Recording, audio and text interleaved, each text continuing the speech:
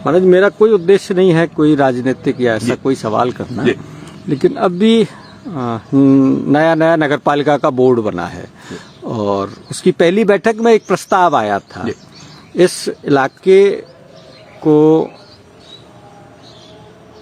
मेवात शब्द से जोड़ने का, ब्रज मेवात अंचल, उसका विरोध भी हुआ है।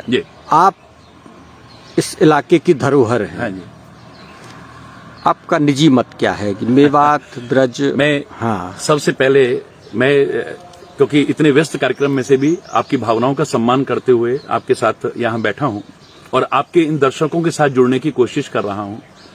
मुझे आपका नाम सबसे अच्छा लगा क्योंकि स्वामी हरि चैतन्यपुरी ने कभी कुछ ऐसा नहीं बोला जिससे कोई वाद पैदा हो या विवाद पैदा हो।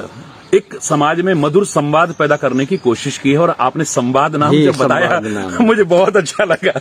तो ये गंगा यमुनी संस्कृति की भूमि है, आपस में सब मिलके रहते हैं और रहना चाहिए। मैं हाथ जोड़ के प्रार्थना करता हूँ सब लोग मिलके रहें। आज संपूर्ण विश्व एक विभिन्न प्रकार के विभीषिकाओं से गुजर रहा है, ऐसे में हम सबका एक कर्तव्य बन जाता है, पुनीत कर्तव्य बन जाता है कि हम समस्त प्रकार की संकीर्णता और मतभेदों को त्याग करके आपसी प्रेम, एकता, सद्भाव और सांप्रदायिक सौहार्द बनाए रखें। लेकिन क्षमा चाहते हुए कहूंगा, मैं न किसी दल में हूं न किसी दलदल में हूं। करोड़ों लोगों के दिल में जगह बनाई है और वो जगह बनी रहे इसी के लिए प्रयासरत रहता हूं और मेरा कोई प्रयास नहीं है। बिल्कुल सही। जैसा आज के माहौल में लोग बहुत से लोग दिल में उतर जाते हैं, बहुत दिल से उतर जाते हैं, तो उस दिल में बनी रहे उसी के लिए प्रयास है। तो लेकिन क्षमा चाहते हुए मैं किसी की भावनाओं को आहत नहीं करना चाहूंगा और कोई विवाद नहीं, लेकिन ब्रज भूमि को ब्रज भूमि बने रहने दो।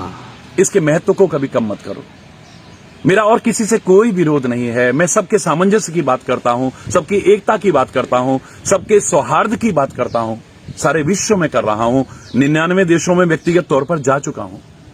भारत सरकार की तरफ से भी जाता हूं, जहां अंतर्राष्ट्रीय कोई भी इंटरनेशनल सेमिनार्स होती हैं या विश्व धर्म संसद में यूनिवर्सल पीस कॉन्फ्रेंस में भारत का प्रतिनिधित्व करने का मेरे को सौभाग्य मिला है, जहां 102 देशों के प्रतिनिधि थे, जहां कितने राष्ट्राध्यक्ष थे, जहां 76 एम्बेसडर थे, जहां 1.25 लाख लोग थे।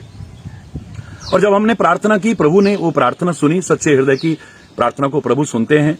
उत्तर कोरिया और दक्षिण कोरिया को उस अवसर पर हमने एक करने के लिए प्रार्थना की थी और ईश्वर की कृपा से मेरे बोलने के 2 महीने बाद, उस प्रार्थना के 2 महीने बाद दोनों देश 67 ईयर्स के बाद आपस में मिल गए।